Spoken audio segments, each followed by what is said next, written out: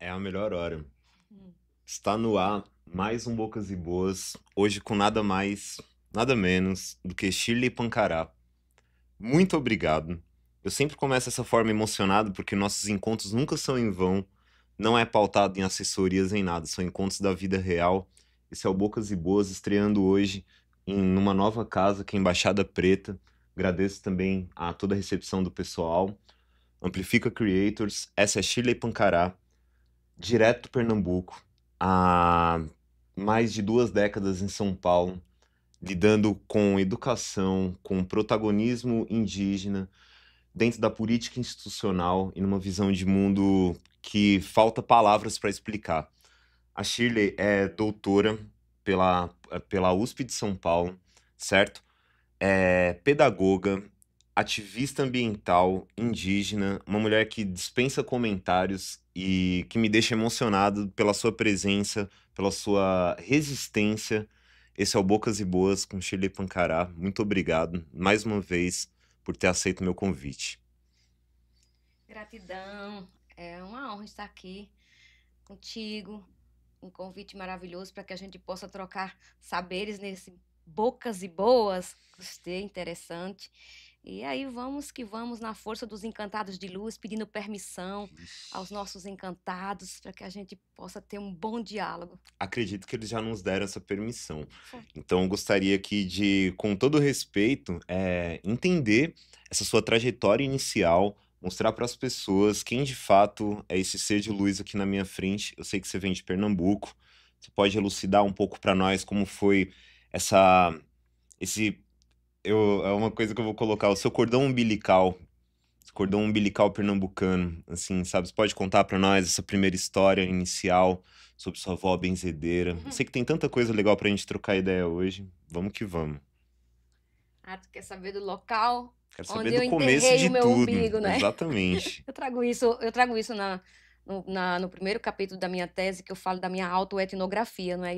Eu falo desse lugar onde eu enterrei o umbigo, que é um lugar que sempre chama a gente, né? É um lugar que a gente fica feliz, se renova quando chega, que é o lugar onde a gente enterrou o umbigo, né? Floresta? É município de Floresta. Ali, município de Floresta. As nossas as aldeias que ficam na Serra do Arapuá, por exemplo, elas. Eu acho que tem uns 30 anos, mais ou menos, que agora está no município de Carnalbeira da Penha e se desmembrou de Floresta, que Carnalbeira da Penha é município de Floresta. Mas nós também temos uma aldeia que fica ali, Tacuruba, em outra região, mas tudo ali próximo, né?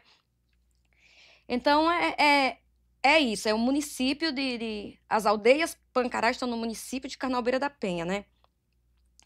Que era de Floresta. De Floresta. E aí,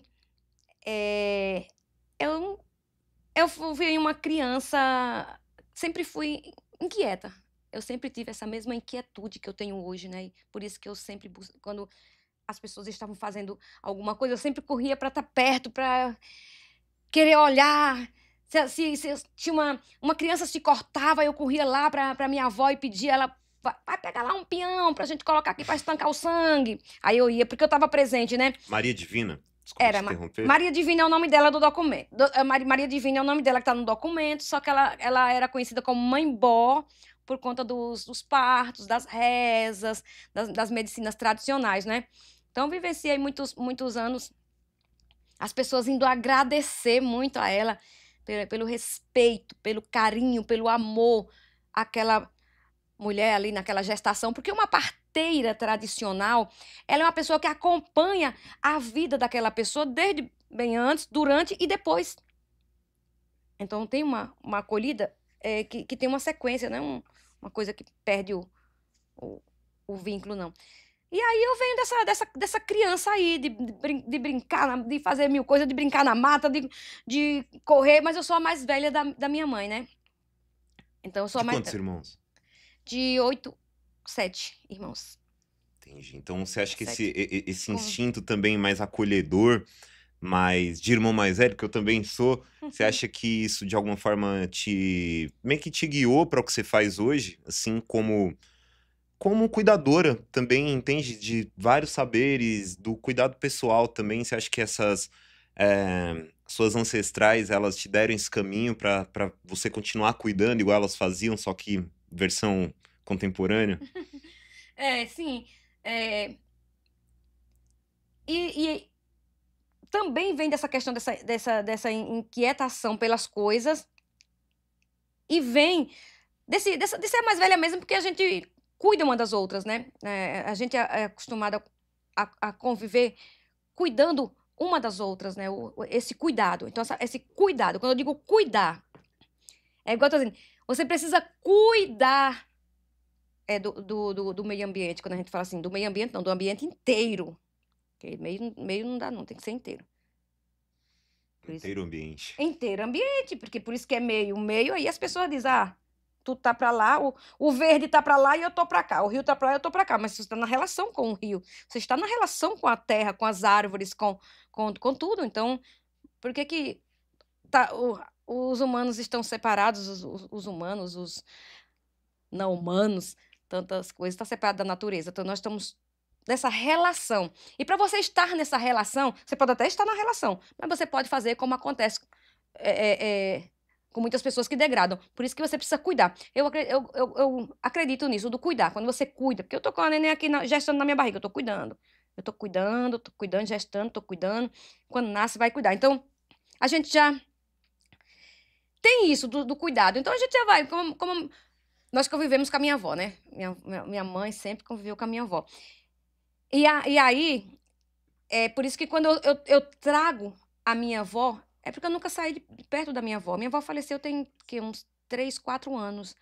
Mas eu sempre tive atenta a muitas coisas. Tanto que quando ela estava aí, já perto de morrer, que a gente nem sabia que estava tão perto de morrer, que ela faz parte da minha tese, né?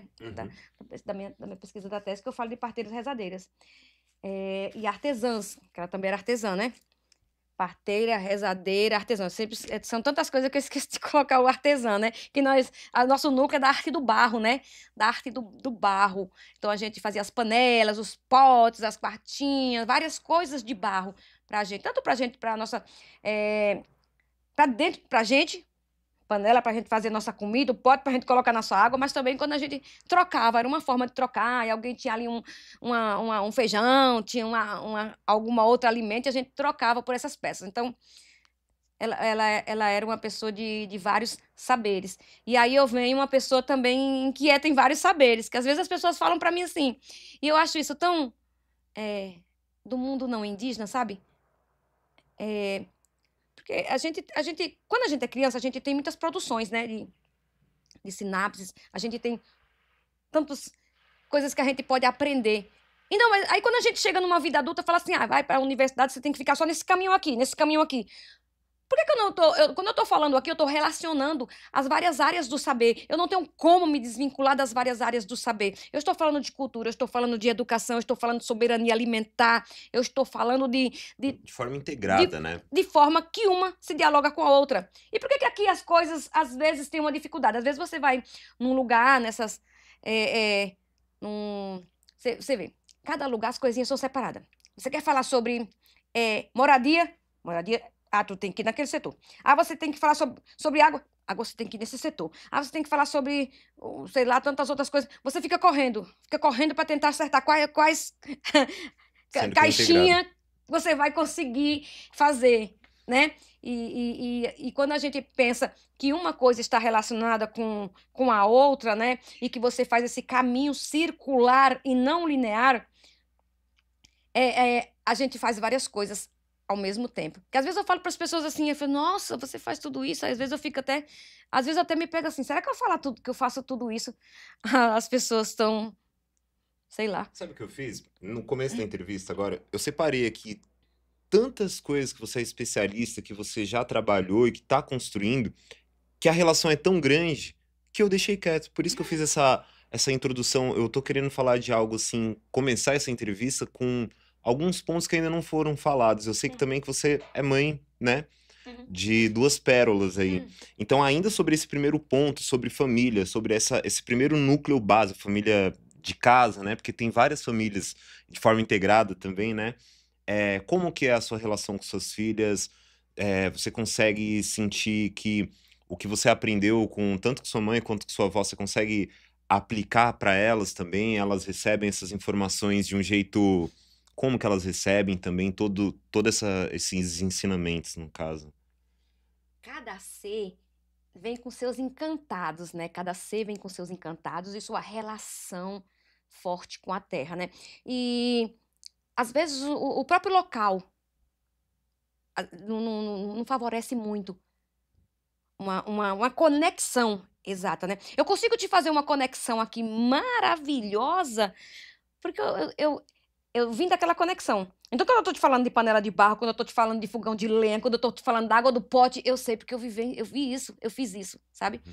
Agora, quando eu vou já dizer pra minha filha bem assim, que hoje tem uma geladeira, tomar água da geladeira, já muda, já muda.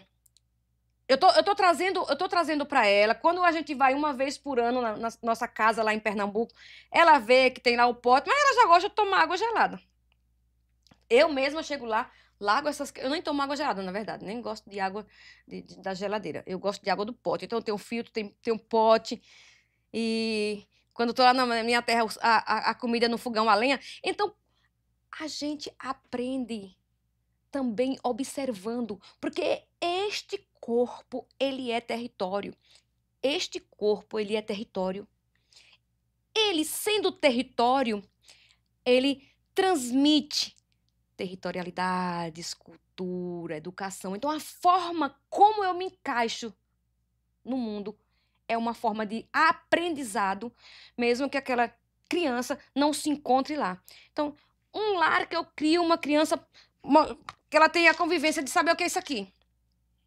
Sabe o que é isso aqui? Ela vai saber o que é. Ah, minha mãe tem um maracá e de vez em quando ela saculeja o maracá dentro de casa. Então, isso é ensinamento. Isso é cultura indígena. Você imagina se eu dissesse bem assim, com meus dedos aqui lotados de ouro, umas colar tudo cheio de ouro. Ela ia ter referência de qual cultura? Talvez a cultura elitista, né? Eu quero dizer assim, que pode ser que tenha parentes que em outros lugares que usam essas coisas que o ouro é dali do território, porque se você for ver o ouro ali é indígena, porque estava dentro do território indígena, né? Só que a gente não utiliza com Com a mesma a finalidade, né? mesma finalidade, né? Do capitalismo. Não é a questão minha, do meu sertão, caatinga, que eu nasci, né? Não é minha relação com ouro. Nunca vi um ouro na minha vida naquela região, né? Então, eu estou querendo dizer assim, que a gente for observar as pequenas, as nossas ações, como a gente se veste, como a gente se alimenta. Isso, a criança está aprendendo aquilo que vive. Tinha uma frase antiga que dizia isso e eu ficava curiosa com essa frase. Até quem era que falava, não sei, até esqueci, não sei se é Paulo Freire, não me lembro muito bem. A criança aprende aquilo que vive. Então, esses são esses exemplos, né? Eu tenho na minha casa em São Paulo a sala da memória, né? Então, a minha filha mais nova, ela tem um pouquinho mais de dificuldade de estar aqui. Ela está no contato. Aí ai filha, vamos para Pernambuco, vamos para nossa casa, vamos olhar lá. E ela gosta muito de amora, né? Aí eu peguei e levei um pé de amora, que eu não sabia nem o que era amora. Amora não é uma coisa que é da minha infância, mas eu levei um pé de amora. Aí eu falo para ela, vamos olhar seu pé de amora, que tá bem grande lá em Pernambuco. E aí eu vou levando e ela vai. Só que aí, hoje ele já tem medo dos bichinhos da natureza, tipo assim, as aranhas, Imagina. as Ela tem cobras. quantos anos, a mais nova? Vai fazer 23 anos, dia 25. Aí eles têm medo de aranha, de cobra, de sapo. Coisa que eu não tenho medo, que a gente já. A gente não tem medo, sabe? Imagina. A aranha pode voar lá em cima, cair pra cá. Se tiver, né? Pode cair pra lá e fica na casinha dela. A cobra pode se ciscando pra ali, pode ir rodando e ela vai no caminho dela. A gente não mexe com ela, ela não mexe com a gente. Tá entendendo? Com Vai se certeza. desviando. Então, eu busco sempre estar levando elas para isso, para aquele campo. Mas tirando disso, dentro de São Paulo. Mas, lógico, é diferente de você vivenciar uma prática territorial, território físico. Eu estou falando deste corpo enquanto território que ele produz cultura, mas também tem a importância do território físico, o lugar onde a gente enterra o umbigo, que é aquela terra que chama você, porque é o lugar onde tu vai o lugar onde tu começou e o lugar onde você vai findar. Porque tu começou ali e depois tu também vai finalizar o teu caminho ali na Terra. E essa te dá uma conexão também, porque essa ela vem em conexão fortíssima, né? Eu só tô querendo falar do corpo enquanto território para a gente nunca desprezar que este corpo ele tem um papel muito importante na sociedade, tá entendendo? Esse Com corpo certeza. tem como eu me comporto, como eu olho assim, se eu for olhar para as pessoas, tudo tem. Olha as caras que você vai falar. Você vai falar com uma criança, até o jeito que você fala, ela percebe que sua cara não. Você fala assim. Ou então a criança vai lá e te abraça e você. Tudo a criança, ela sente, ela sabe desse. Então, por isso que esse corpo, ele é. E por não ter sido considerado um corpo território de cultura, de educação, onde aqui a gente dá soberania alimentar e tantas outras áreas do saber, é por isso que ele é tão violado na sociedade, ele é tão estigmatizado, o corpo, né? E aí o território do lugar da gente é esse, onde a gente pega esse território, corpo, com o território terra, e junto a gente faz essa força de cura, que cura.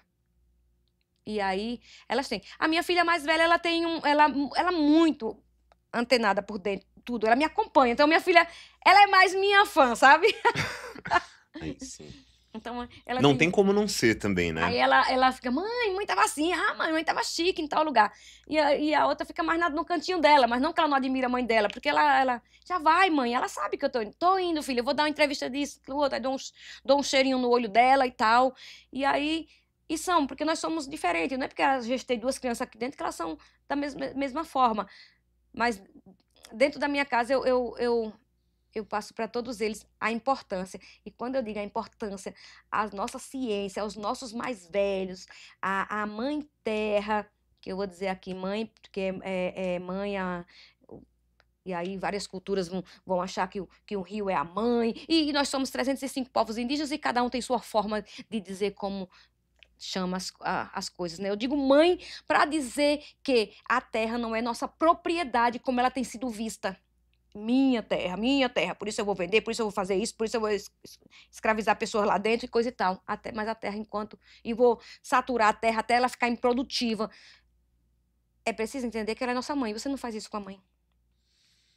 E, Shirley, como foi para você, falando ainda em territorialidade, né? Como foi essa transição Pernambuco-São Paulo? Eu pergunto porque eu sou filho de imigrantes nordestinos também, da Bahia, né?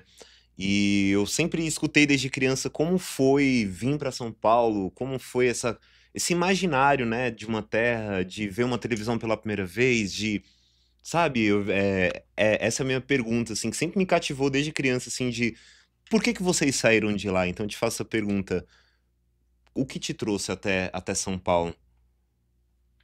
Tem várias realidades, eu acho que você vê São Paulo é um polo das pessoas virem para cá, né? E tem várias situações, né? Tem pessoas que tiveram problemas nos territórios, poliação de terras, expulsão de território, coisa com violência e coisa e tal. Eu vim para São Paulo. Meu primeiro emprego aqui foi empregada doméstica, que eu trabalhei. Eu vim para São Paulo porque eu estava num momento difícil lá, momento de seca também, não tinha trabalho, eu trabalhava na roça. Até vim para São Paulo, eu trabalhava na roça. Eu fazia trabalhos de roça. Então, especialista aí em plantar tomate, colher tomate, melão, melancia, plantar cebola, colher a cebola e cortar ela bonitinha para chegar no mercado. Isso era o trabalho, né? A gente ia pegar diárias nas roças, né? Pagava. E a diária custa tanto. Aí a gente, subia em cima de um caminhão, ia para lá. Eu, minha tia, outras pessoas. Você já tinha um vínculo com a educação nessa parte? Eu tinha, porque eu venho do ensino médio de magistério. Então, em 1993, eu terminei a habilitação específica para o magistério, que naquela época era ali, a pessoa já estava apta para entrar na sala de aula, né? Uhum. Hoje é que tá mais aí, as pessoas fazem na pedagogia, que eu também sou pedagoga, né? Mas o ensino médio já foi no magistério. Então já tinha lá as experiências quando as pessoas, professora, aqui tem um momento que chamaram de eventual, lá a gente chama substituta, professora substituta, a gente na minha época, né? E aí eu ficava lá na creche com as crianças e eu já fazia coisas absurdas. Uma vez me colocaram lá na creche e eu olhei, não, para 19 anos. Aí eu falei, essas crianças estão muito trancadas aqui. Isso na cidade. Porque no meio da terra ali, no período que eu estava, não tinha. Na zona rural não tinha escola de ensino médio. Não tinha escola de ensino médio.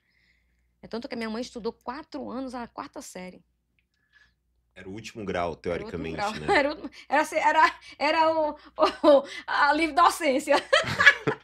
Imagina. Era livre docência. Minha mãe ficou 4 anos estudando a mesma série, só para manter essa relação, para estar lá dentro da escola, para ouvir aquelas coisas, porque ela gostava. Então, mas ficava nisso, né? Os estudos eram na cidade, na minha época. Hoje é que lá nas aldeias nossas tem escolas, tem UBS, tem tudo lá dentro nas A escolas. educação, então, foi um dos motivos para você ter vindo para cá? Não, exatamente. Não? Deixa eu dizer para você qual foi um dos meus primeiros motivos foi dificuldades. E eu sou uma pessoa inquieta, como eu falei a você, desde criança. Desde criança eu sou uma criança inquieta.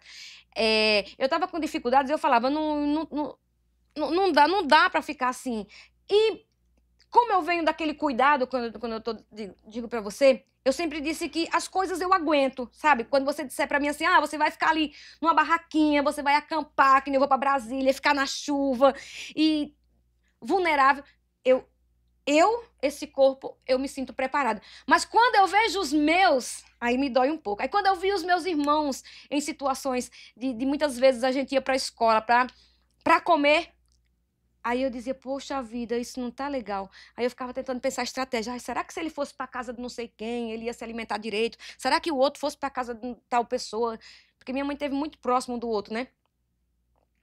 E a gente não tinha esse núcleo, a gente não tinha pai, né?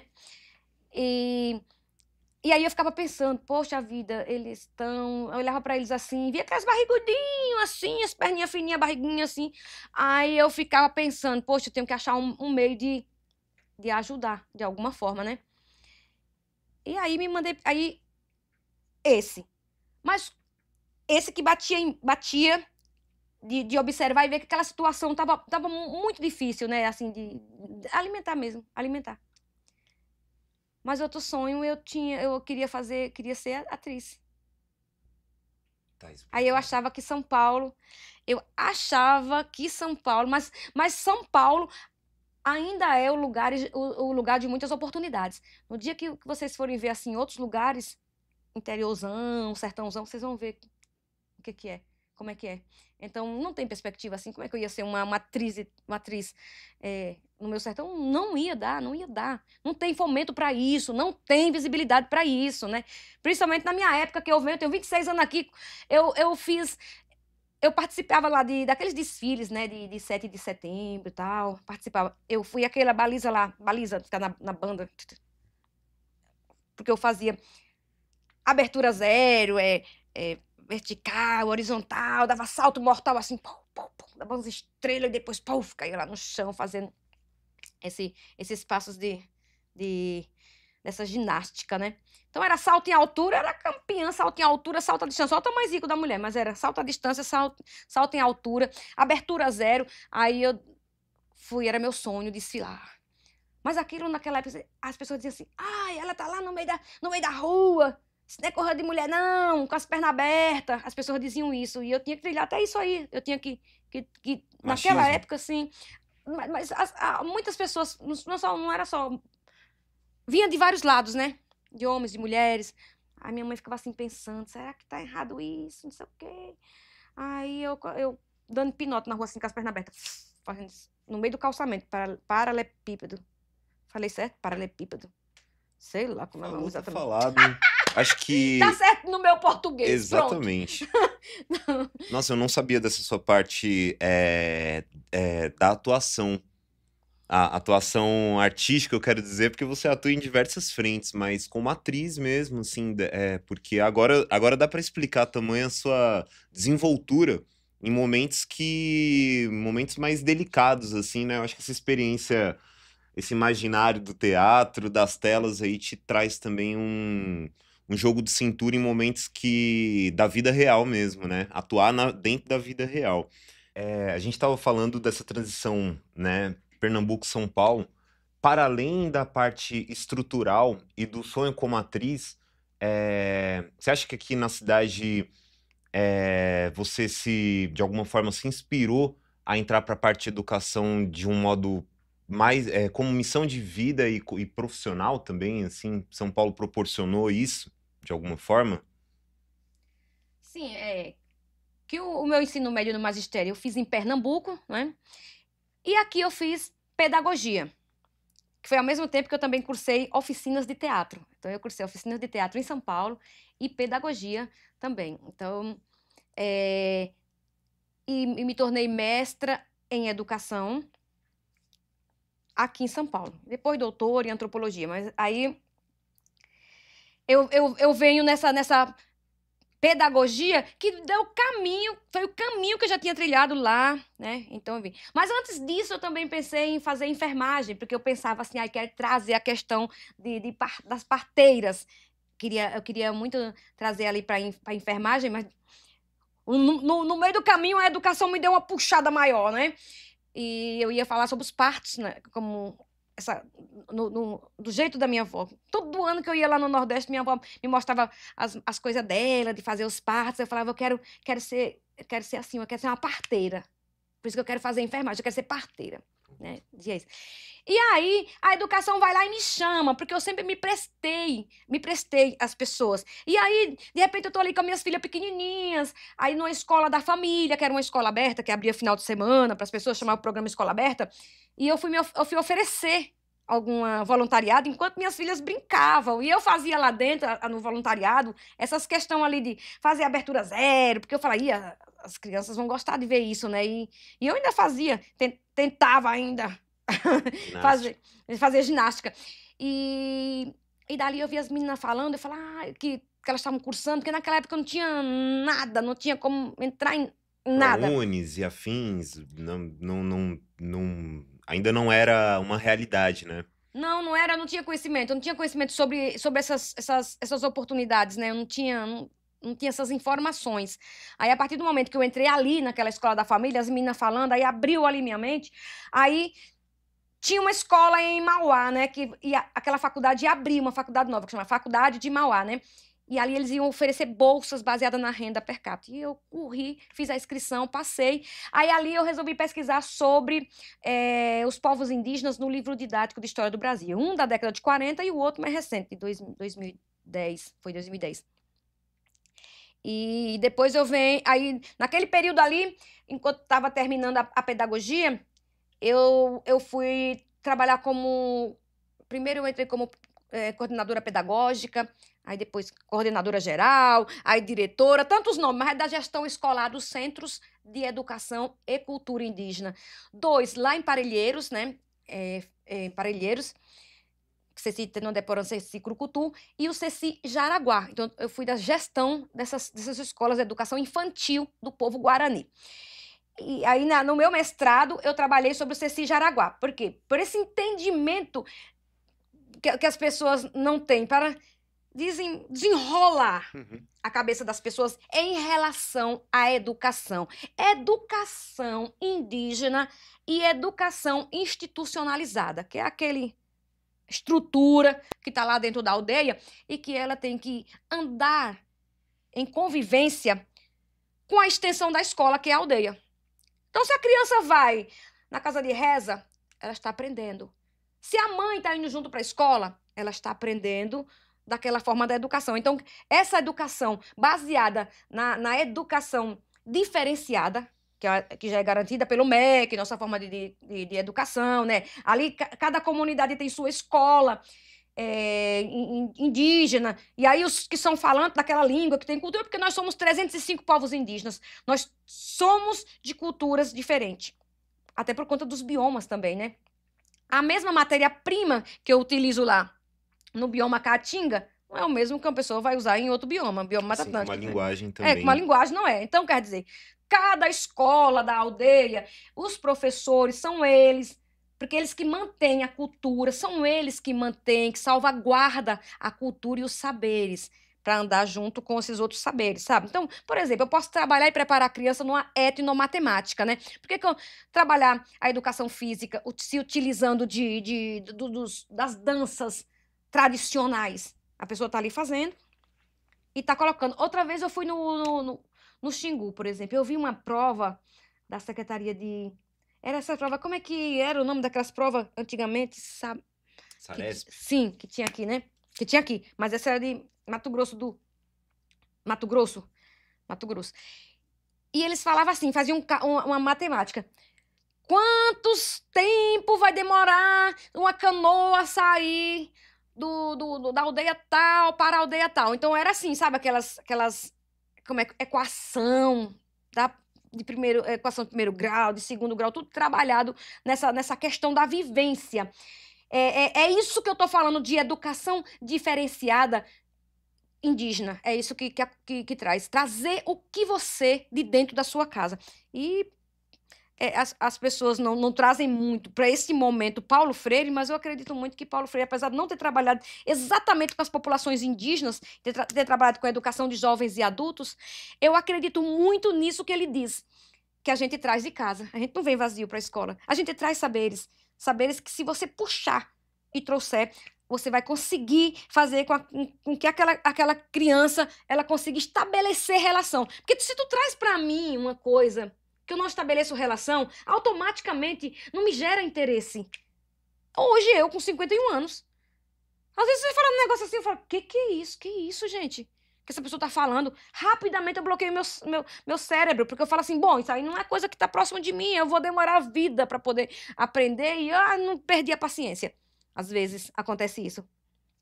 É um academicismo que talvez ele não leve em consideração o que de fato a criança e o jovem ele às vezes está sentindo, né? Eu vejo que hoje, através dos diálogos, né, tem muitos profissionais da educação que estão mais abertos a ouvir também o que esses jovens têm a trazer para a escola, as demandas deles, as tecnologias hoje, né, de diversas fontes. E eu queria te perguntar, né, sobre como foi essa educação para esses jovens indígenas, só que em contexto urbano, urbano, né, desculpa, eles lidarem com essas contradições, assim, de uma cultura ancestral e de algo que já é pré-imposto através do MEC, do sistema de educação como um todo, né? Como você lidou com isso, para lidar com esses jovens indígenas em contexto urbano e fazer essa tradução para eles de alguns conceitos, né? É um dificultador isso aí. Os indígenas que estão em situação de contexto urbano. Por quê? Porque aquela escola ali de não indígena, ele é um misto de coisas. Então, o que vai ser falado sobre povos indígenas? Nós temos aí, as pessoas trabalham muito a questão indígena em abril e a questão indígena agora, que se foi, ampliou para agosto, né? Mas dentro da escola não dá muito conta, as formações não dão conta. Nós estamos aí com a Lei 11.645, né, de 2008, que é para se trabalhar dentro da escola. Mas eu percebo que ainda carece muito, muito. Eu creio que para se trabalhar essa especificidade de povos indígenas dentro das escolas, é necessário uma graduação para isso. E não disciplinas assim, como eletivas, que as pessoas... não, ali eu quero fazer. Vai aparecer um curso indígena, uma disciplina indígena, mas você não é obrigatória. Então, se não é obrigatória, as pessoas nem vão. Eu senti uma dificuldade agora, em agosto, das pessoas estabelecerem essa relação com a presença indígena dentro dos espaços da cidade. Porque, historicamente, as pessoas vieram com a ideia que o indígena está só na aldeia, que se o indígena tiver um carro, ele deixou de ser indígena. Se o indígena tiver um celular, ele deixou de ser indígena. Se o indígena tiver o cabelo cacheado, ele não é mais indígena, porque tem que ter o fenótipo indígena e coisa e tal. E quando ser indígena é pertencer, sua comunidade tem que dizer que você veio daquelas raízes de dentro daquela comunidade. E a escola ainda está muito longe de tentar trabalhar isso. Então, quer dizer, aquela criança que está estudando dentro de uma escola de não indígena, que estão em situação de contexto urbano, elas estão entrando na matemática que vem pronta para todo aquele grupo que está lá na sala de aula, a história que vai para todo aquele grupo na sala de aula, e o que nós temos aí no máximo é que em abril se trabalha alguma coisa, em agosto se trabalha alguma coisa, mas que baseado na observação de que carece um pouquinho mais. Porque quando eu estou falando de educação, quando eu estou falando de povos indígenas, eu não estou falando que alguém vai sair da escola da cidade e vai lá procurar uma escola de aldeia para dizer que está trabalhando a questão da Lei 11.645. Eu estou falando que trabalhar a Lei 11.645 é resgatar dentro da sua própria escola a presença indígena. Quais crianças se registraram lá na secretaria? Quando ela foi fazer a matrícula, o que ela colocou? Indígena? Então vamos tentar ver quem é essa família que está lá e evitar, tipo, estereótipos, coisas que eu ouço até hoje, que dispara gatilhos. Às vezes eu vou passando, nossa, mas sua pele é tão clara. Nossa, mas seu nariz é assim. Isso é o etnocídio? É o etnocídio. É o etnocídio. Eles cometem o etnocídio comigo o tempo inteiro. Eu, que sou uma pessoa de 51 anos. Aí você vai dizer para uma criança, a criança vai dizer que no momento que você está aqui em São Paulo, na cidade, você é indígena, e quando você vai para... Você não é indígena, e quando você vai para a aldeia, você é indígena. Então, quer dizer, é uma situação complicada de você se compreender nessa forma de educação. Mas nós ainda buscamos, incansavelmente, essas formações de professores, essas diretrizes, que seja trabalhado durante o ano inteiro e que seja feito esse levantamento da presença indígena dentro da escola de não indígena, e não comparar a Lei 11.645 com a educação diferenciada, que a Lei 11.645 é para a escola de não indígena. A educação diferenciada segue outra legislação. Ali é o grupo indígena, ali eu vou levar para minha escola o artesanato do meu povo como um material pedagógico, eu vou levar a minha culinária tradicional como uma atividade pedagógica, meus cantos e danças, daquele grupo. Essa é a educação diferenciada garantida pelo MEC. 11.640 é fazer o levantamento e o respeito dessa criança indígena dentro da escola de não indígena. Que também é aplicada nas escolas particulares também, né? Sim, escolas particulares, em todas as escolas. Que ela vem, escola particular. E que poderia ser também para as universidades, poderia ter um curso voltado a isso, né? Mas ela atende, a 11.000 atende a educação básica.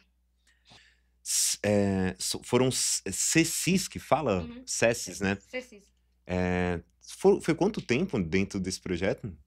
Eu trabalhei 6 anos no CECI Tenondeporã e CECI Crucutu e 8 anos no CECI Jaraguá. Assim, quando eu iniciei a trabalhar, em 2010, eu coordenava os 3 CECIs. Então, eu atendi o CECI aqui do Pico do Jaraguá e atendi os 2 CECIs de Parelheiros. Era na mesma coisa. Quando foi ali em 2016, aí os de Parelheiros ficaram para lá, que é a DRE Capela do Socorro, ficou para lá, e aqui ficou nessa DRE Pirituba, Jaraguá. E aí eu fiquei mais 2 anos com o Jaraguá, que deu 8 anos no Jaraguá, mais 2 anos extra, né? Porque quando eu falei para umas pessoas, pensaram, 14 anos, porque contando 6 com 8. Não, querida, porque no início do CECIS era uma coordenadora só para circular os 3, para atender os 3. Eu atendia 3 CECIs. De 2016, se desmembra, 2 fica para lá e o do Jaraguá para cá, porque lá é uma DRE, aqui é outra DRE, Diretoria Regional da Educação. Sim. Aí eu fico com esse daqui, do Jaraguá, mais 2 anos. Eu fiquei até dezembro de 2018. Deu 8 anos. 8 anos no Jaraguá. E foi a partir, então, dessa trajetória na educação com o CECIS que você falou, que você se interessou pela política ou essa verve já estava em você há mais tempo e as coisas aconteceram naturalmente? Você pode contar para a gente como foi essa transição, essa junção educação, política institucional? Na política partidária, eu nunca tinha pensado, não era nem filiada. eu não era nem filiada, né? Então, mas ali, ó, a primeira vez que eu fui a Brasília, em 2009, eu fui para um encontro das comunidades tradicionais. Dali eu saí delegada para era a segunda, Conferência Nacional da Igualdade Racial, se o nome aqui eu me atrapalhei, da Igualdade Racial. E dali eu não parei mais, né? Aí fui para o Rio de Janeiro, encontro de mulheres, aí dali eu visitei 6 países, levando a proposta e coisa e tal. Quando chegou o momento, o pessoal monta um mandato coletivo. E aí as pessoas falaram, tem mulheres negras, tem periferias, tem não sei o quê, precisamos de uma pessoa indígena. Aí bateu lá para um povo indígena e disseram, a Shirley tem perfil. Porque ela sabe disso, ela ativa com as políticas públicas. Então, naquele momento, eu estava só nas políticas públicas, aquela que ia lá na porta bater e cobrar providências. Lá em Mauá mesmo, eu corria na porta de cobrar, que a rua que eu estava morando não estava asfaltada, eu ficava lá dias na prefeitura cobrando regularização da rua e tal.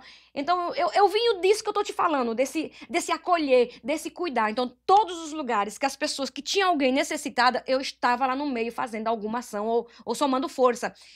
Por ter esse perfil, mas nunca tinha pensado em nada partidário, não era nem filiada. E aí, eles me chamaram para comprar um mandato coletivo. Aí eu fiquei pensando, tá lá de boa na aldeia, lá com meu povo, minha liberdade, na minha paz, podendo ir para casa de reza, dar uma fumadinha no meu cachimbo, e de repente eu digo, que negócio é esse?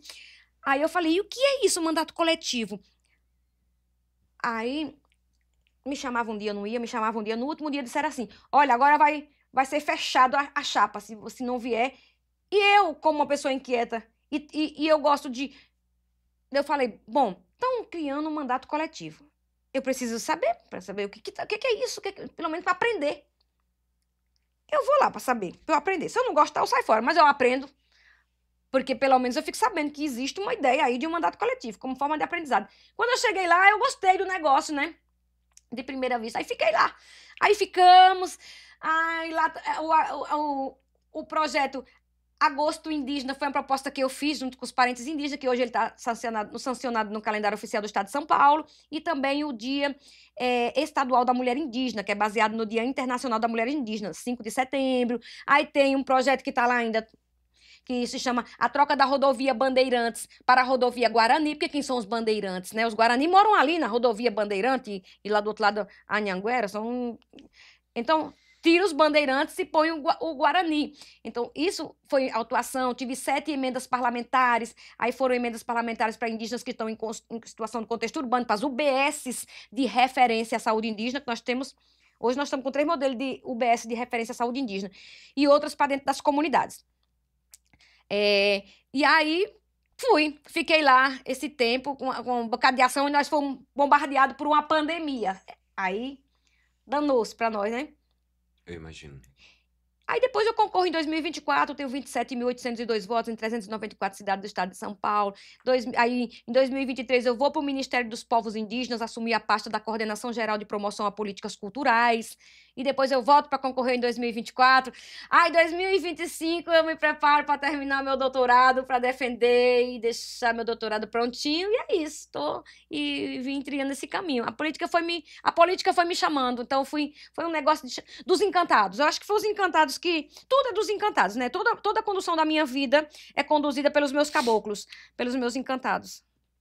Como foi para vocês lidar com essa extrema-direita, com tudo que a gente viu e tá vendo deles em relação à falta de cuidado, à permissividade com os grileiros, com as petroleiras e mineradoras, assim, como foi para vocês viver isso lá de fato, você que acompanha os povos indígenas mais de perto? Eu sempre costumo dizer para as pessoas que, às vezes, as pessoas têm uma ideia da política partidária que é um lugar de glamour,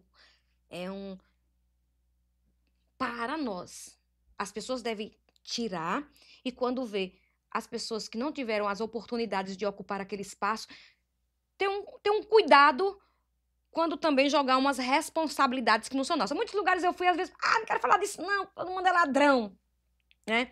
Então, todo mundo é ladrão.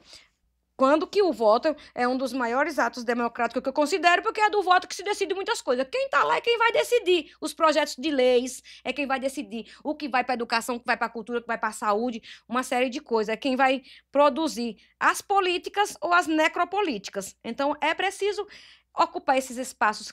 Digo sim, é uns espaços que... legal para a gente? Não, é um espaço...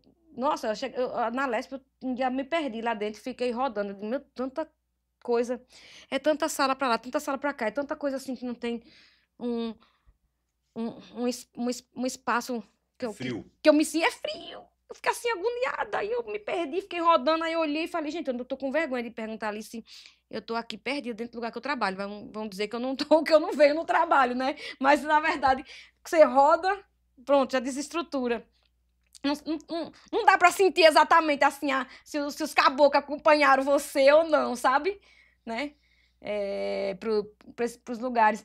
E aí você sofre uma série de coisas. Você sofre porque, sim, a pessoa que está lá na rua, quando ela vira para mim, ela diz bem assim, porque político tudo rouba. Eu tento compreender essa pessoa com o coração aberto de entender quantos sofrimentos e desigualdades essas pessoas falaram, né? Eu sei que não é justo você jogar para mim, uma pessoa que também veio das desigualdades, as suas fúrias, mas as pessoas talvez estejam... Se ela vai se curar, dizendo isso para mim, então... eu entendi porque ela está com dificuldade de um acesso à saúde, acesso à educação. Então, ela vai dizer pela maioria, e a maioria realmente é, né? Então, a maioria realmente é. Então, ainda preciso esses corpos ocupar esses espaços para que a gente consiga tirar. Porque hoje, por exemplo, por que as necropolíticas elas passam? A necropolítica do PL da blindagem, né? Ela passa por quê? A maioria que está lá é contra os pobres, é contra as classes populares. Então, é preciso que a gente dê uma virada nessa chave para poder a gente ocupar mais espaços lá dentro. Sim, ouvi várias vezes as pessoas falarem assim, mas isso não é lugar de indígena. Indígena nesses lugares deixou de ser indígena. Deixou de ser indígena. Como é que tiraram meu sangue? Tiram meu sangue do meu corpo? É lógico que eu vou me sentir um peixinho ali fora da água, porque não é um lugar exatamente que a gente gostaria de estar, mas é um lugar necessário. Com certeza. É um lugar que é preciso. Porque se a gente não está lá para ocupar, quem vai falar por nós? Vai estar preocupado com nós, povos indígenas? Mas não vai mesmo, gente. Não vai mesmo estar preocupado. E quando entra um corpo indígena lá dentro, ele está preocupado com a coletividade, está preocupado com as questões ambientais, que não são só para os povos indígenas. Quando eu falo de questão ambiental, a justiça climática, eu estou falando da água que todo mundo precisa beber, do alimento que as pessoas precisam comer, toda uma nação, e é preciso ocupar, é preciso ocupar, mesmo que tenha dores, é preciso ocupar. Então, eu penso que é isso, as pessoas, mas indígena, tem um indígena aí. Às vezes eu passava lá na Lesp, aí às vezes eu tava com cocá, a mulher falava, hoje é dia 19 de abril. Eu tava gravando uma live outro dia assim, tava bem assim com a live, eu digo, gente, sorria. Aí eu acho que ela, não sei o que, tô aqui na Lesp falando alguma coisa. Aí a mulher chegou assim, hoje é dia 19 de abril. Eu digo, gente, não pode. Desorientou de vez, porque sabe que ali não era 19 de abril. E vem lá me perguntar se era 19 de abril, né? Então tem isso. Mas isso acontece. Saia comigo ali um minutinho na rua e eu vou aqui do cocá pra tu ver o que é que acontece. Se tu quer tirar um teste. Vamos lá andar um pouquinho ali na rua? Eu com esse cocá pra tu ver o que as pessoas vão fazer. Então, se uma coisa dessa, às vezes a gente é ridicularizado por conta do nosso patrimônio imaterial. Ele é material, mas ele tem a função dele imaterial é bem maior. O que ele representa imaterial. E você imagina, você está nos espaços que as pessoas não queriam nem que a gente tivesse. Se dentro das universidades é o lugar que a gente está rompendo agora bolhas, enquanto as ações afirmativas, nem todas têm. Eu, que sou formada na USP, no doutorado, eu fiz parte das ações afirmativas. Enquanto estava no Ministério dos Povos Indígenas, eu fiz parte lá do comitê do GT interministerial com a igualdade racial para o plano das ações afirmativas. Então, muitas coisas nesse plano que saiu ano passado, era a minha participação que estava lá dentro das ações afirmativas. Então, é preciso ainda ampliar espaços, é preciso ocupar, mas ainda tem muitas dores para a compreensão de indígena, ainda tem muitas dores para compreender que indígenas estão em contexto urbano. Ainda as pessoas dizem, mas estão em contexto urbano? Nossa! Quando a gente fala assim, ai, vem aqui para falar, ai, eu quero um indígena, não sei o quê, ele vai dar preferência para o indígena que está na aldeia, ele vai falar o indígena no contexto urbano, ah, meu, você já está integrado. Integrado é bolsonarista, essa fala que diz que integrar as pessoas. Então, é preciso também, a gente sofre por todos os lados, é preciso tomar muito cuidado. Não é um lugar legal, mas é um lugar necessário. Shirley, eu também não poderia deixar de citar um ponto aqui que pessoalmente me interessa muito, que são sobre os povos autônomos, que talvez sofram essa mesma má interpretação como os povos indígenas em contexto urbano, que é um olhar sobre essas pessoas que elas existem e de fato são guardiões originários mesmos, né? Qual que é a sua relação com esses povos, no caso? Eu respeito as pessoas que fazem sua busca, mas a partir do momento que você diz que você tem uma etnia e você diz qual é aquela etnia, você tem que retornar ao território para ter acolhida do povo, sabe? Shirley, eu tô adorando nossa conversa. Eu ficaria horas e horas aqui conversando. Eu tenho tanta coisa pra te perguntar, pra aprender, mas eu acho que o nosso tempo aqui tá acabando. Eu queria agradecer novamente a Embaixada Preta, por esse espaço, agradecer sua disposição, sua humildade em ter me recebido, em me receber, aliás, como um aluno. Eu me ponho como um aluno, sabe? Eu tô vendo que nessa pesquisa que eu fiz do seu trabalho eu aprendi muita coisa. Eu, eu saio uma pessoa melhor. Espero que vocês estão assistindo Bocas e Boas também. E para finalizar, eu queria que você pudesse, de alguma forma, trazer referências de outras mulheres como você que estão fazendo esse trabalho de base, tanto na educação, quanto na política, quanto na militância e diversas outras na saúde. Eu queria que você pudesse trazer essas pessoas como protagonistas também para que outras pessoas pudessem pesquisar e entender melhor o poder que vocês têm nas mãos assim de transformar a realidade desse país e que estão fazendo com toda, acredito que com o melhor que cada uma pode fazer, sabe? É isso. Esse foi o Bocas e Boas com Shirley Pancará. Muito obrigado. Deixa a palavra agora com ela. Ah, gratidão muito grande estar aqui com Bocas e Boas. Ah, legal! Bocas e Boas e a Embaixada Preta. Gratidão, que os encantados de luz coloquem aí as energias positivas, que a gente possa trilhar caminhos de paz, de amorosidade, de brilho, de sucesso juntos e que caminhos abertos.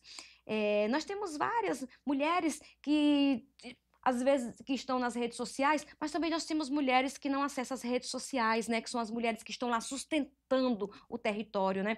Enquanto eu saio para vir aqui, tem uma mulher no território que está ali rezando, cuidando, até do meu próprio espiritual, cuidando para que eu me encontre aqui. Mas tem mulheres, você tem mulheres que estão aqui em São Paulo, por exemplo, a Vanusa Caimbé, que foi a primeira mulher que tomou a vacina da Covid. Temos aqui em São Paulo, tem a Tchai Suruí, tem a Célia Chacriabá, tem a Sônia Guajajara, tem a Josileia Caingangue, tem a cacique Dorinha, do meu território lá em Pancará, a cacica Cícera, a cacica Lucélia, tem quem as rezadeiras, tem Cris Julião, espera lá, tem um monte de mulher. Se eu for listar aqui, gente, tem um monte de mulher. Tem Tamicuã, Faustino Pataxó, tem a Delma Pancará, Silvia Pancará, tem a Elaine Pancará e vou esquecer algumas amigas que vocês podem acessar. São mulheres que estão aí à linha de frente, são mulheres que colocam seu corpo e seu espírito em defesa do território, na luta por políticas públicas. Mulheres que passam semanas acampadas em Brasília, a qual nós poderíamos estar lá acampadas para festejar, mas não. A gente acampa todas as vezes para reivindicar coisas tão comuns que já deveriam ser prática no dia a dia. E é isso, uma gratidão mais uma vez a Bocas e Boas e a Embaixada Preta. Estamos aí.